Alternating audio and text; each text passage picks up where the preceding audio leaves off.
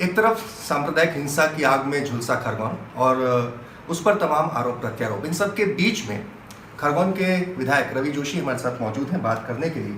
आप विधायक हैं खरगोन के और आज स्थिति ये है कि दंगे के बाद 8 दिन हो चुके हैं और अभी तक भी कर्फ्यू के साए में है। क्या वजह है कि स्थिति सामान्य नहीं हो पा रही? निश्चित बड़े से बड़े दंगों में हम 7वें दिन तक की स्थिति में शहर में सामान्य गतिविधियाँ चालू हो जाती थी।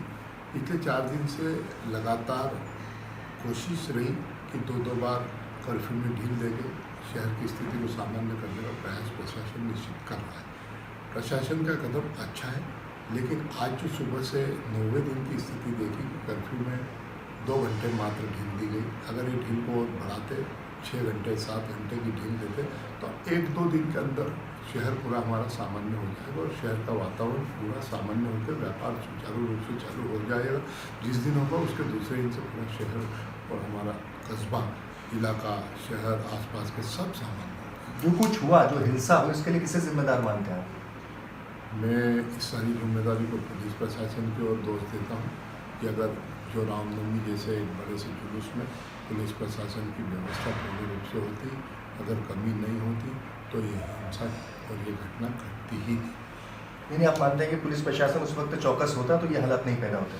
पुलिस प्रशासन को चौकस रहना था, उनकी जांच एजेंसियों को चौकस रहना था, उनकी जो क्षमता है, जितनी मात्रा में बल चाहिए था खरगोन में रामनवमी जैसे महत्वपूर्ण शोभा यात्रा के लिए, उनके पास पर्याप्त मात्रा में बल नहीं था और बल की कमी ही ये जो घटना घटी उसका मुख्य कारण। जी, आज दंगों के दौरान लापता एक युवक की लाश मिली। अब जाकर पुलिस ने बताया, पहले लावारिस बताकर शिनाख्त नहीं हो पाई और अब जाकर इद्रीश की लाश मिली। इस पर आप क्या कहेंगे?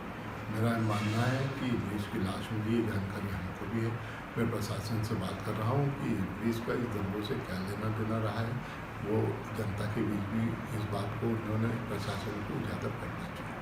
जी, मुख्यमंत्री शिवराज सिंह चौहान का कहना है कि दंगों में जो घर जले हैं उन्हें बनाए सरकार फिर से बनाएगी। कमीशन भी एक इस बार फॉर्म हुआ है जो सार्वजनिक संपत्ति का नुकसान हुआ है। ज़मीनी स्तर पर आप क्या देखते हैं, ये सब कितना हो रहा है? शिवराज जी ने निश्चित ही दंगे हुए और दंगों के बाद शिवराज जी की प्रतिक्रिया जो आई थी वो यही आई थी कि हम दंगों में नुकसान हुए लोगों की जो घर जले हैं, घर टूटे हैं, पूर्ण रूप से उनको तत्काल प्रभाव से बनाएंगे। लेकिन कल हमारी शांति समिति की बैठक थी, उसमें कई शांति समिति के सदस्यों ने भी ये बात को उठाया कि शिवराज सिंह जी और मध्य प्रदेश की सरकार ने जो घोषणा करी उस पर अमल क्यों नहीं हो रही। मैंने अपनी तरफ से आज से 3 दिन पहले घोषणा करी है कि जिनका पूर्णतः से मकान नष्ट हो चुका है, चाहे वो जल गया हो या उसको किसी उपद्रवियों ने अगर तोड़ा है पूर्ण रूप से, तो उसको हम 50,000 रुपये की सहायता राशि देंगे। घायल लोगों को 10-10 हज़ार रुपये की राशि देंगे। मकान के कांच शीशे टूटे हैं, कुछ तोड़फोड़ हुई, खिड़की दरवाजे और बाइक जिनकी जली है, जिनके 4 पहिया वाहन जले, जिनके बीमे नहीं, उन सब लोगों को हम 10-10 हज़ार रुपये की राशि देंगे। हमने उसके और काम चालू कर दिया है। कलेक्टर खरगोन से, जिला प्रशासन खरगोन से हमने उन लोगों की सूची मांग ली। सूची उपलब्ध होते ही हम उन लोगों को सबको अपनी राशि उपलब्ध कराएंगे। प्रशासन ने कल ये जवाब नहीं दे पाया कि जिन लोगों के मुख्यमंत्री जी ने घोषणा करी उन लोगों का काम कब शुरू होगा। मैं चाहता हूँ कि ऐसे लोगों को तत्काल मकान दुरुस्त हो, मकान रिपेयर हो, मकान जिनके पूर्ण रूप से नष्ट हो चुके उनके फिर से बनाकर प्रशासन उन लोगों को अपने घरों में वापस लाए। पलायन की स्थिति से हमको बचना। क्या लगता है, आखिरी सवाल, कि कब तक खरगोन में हालात सामान्य हो जाएंगे? बहुत जल्दी हालात खरगोन के सामान्य होंगे।